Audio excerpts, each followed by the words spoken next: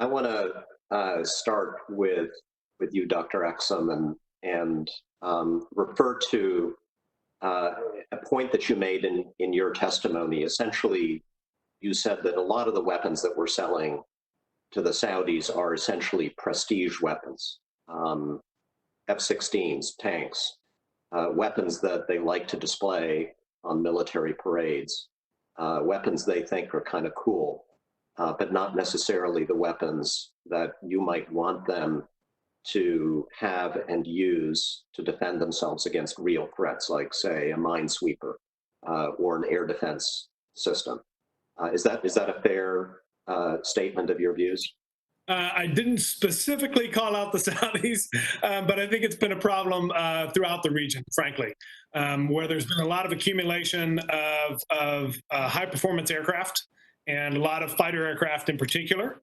But when you actually look at the capabilities that we would assess that they would need, and that would be most useful to us in terms of complementing our capabilities in the region, they haven't always matched up. Now, the one place I think actually with integrated air and missile defenses, that has been a place where you have seen some investment, but we haven't seen the investment in naval forces, for example, to help escort ships through the Straits of Hormuz, or through minesweepers to demine the Straits of Hormuz were a contingency to take place.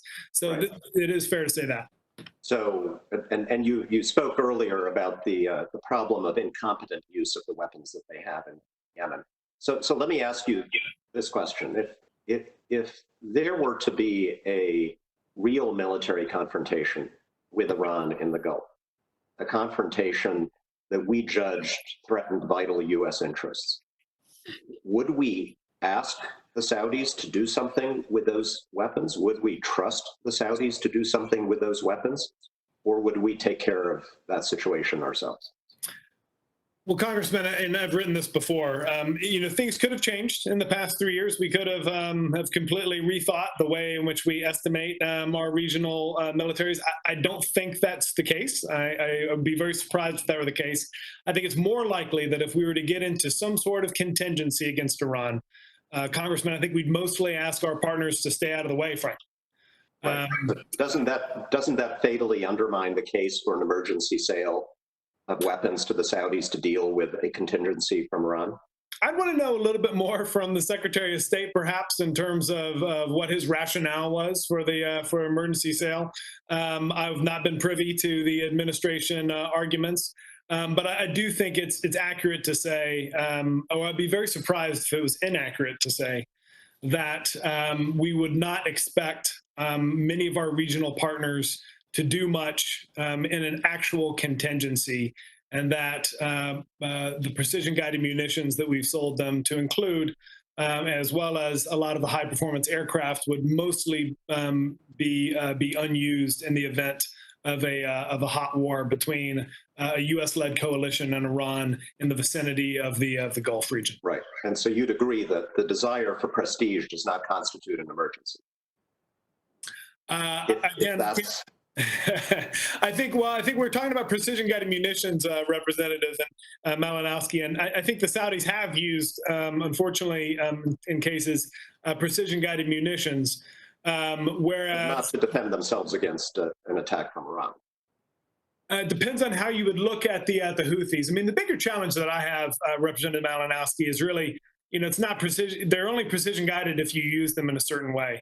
And one of the challenges that we saw over Yemen, for example, is that if you drop precision-guided munitions from too high altitude or too low in altitude, or you're not, employing all the weapon systems in the correct way, then they just become another dumb bomb, and that's something that we've seen as well.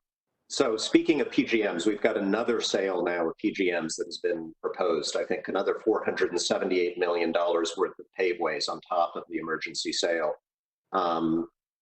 Mr. Bowman, if I can go back to what I heard you saying, it seems to me that you would agree that we should be making a distinction between offensive weapons like the PGMs and weapons that could clearly be needed and used by the Saudis to defend themselves against, say, ballistic missile attacks. I mean, you can't use paveways to stop an incoming ballistic missile. So that's a distinction you're comfortable making, is that right? Thank you for the question. Generally speaking, I am comfortable with that. Today's defensive weapon in some cases can be tomorrow's offensive weapon, take a tank. But generally speaking, I accept the premise that when we're looking at this and we're trying to do it in a thoughtful way, you'd want to make a differentiation between a PGM and a air and missile defense system. Okay. And then just maybe finally to you, Colonel Vittori, I mean, why do you think we're seeing another rushed PGM sale to the Saudis? My understanding is the Saudis don't even tell us how many of these they have. We don't have a clear sense of their inventory. Do you think that one of the factors may be an expectation by the Saudis that a new administration would put a freeze on these kinds of sales and they're just stocking up for a long winter? I do think that that's a reasonable assessment, Mr. Congressman, that they don't know for how long they'll be able to purchase these weapons. There are real questions about it being used for defensive purposes. And there's also obviously a real question of how they've used them in the past. When it comes to the ability to target carefully, I do find it interesting that the United Arab Emirates, which shares a similar background and history and so on, has received a lot of training and so on. Their forces have been able to employ their weapons usually well, not always in a human rights capability. I'm not saying that, but are able to employ their ground and air operations more effectively than Saudi Arabia, for example, is, which also leads into questions of what is Saudi Arabia's political will to employ their weapons effectively? What is their political will to build their ground forces, to build their navy, and so forth? I think when you compare the capabilities of different forces throughout the region, these are really questions that Congress should be asking when we look at the lack of capability of many GCC countries and how they've employed the decades and decades of U.S. arms sales and training and so forth over the years.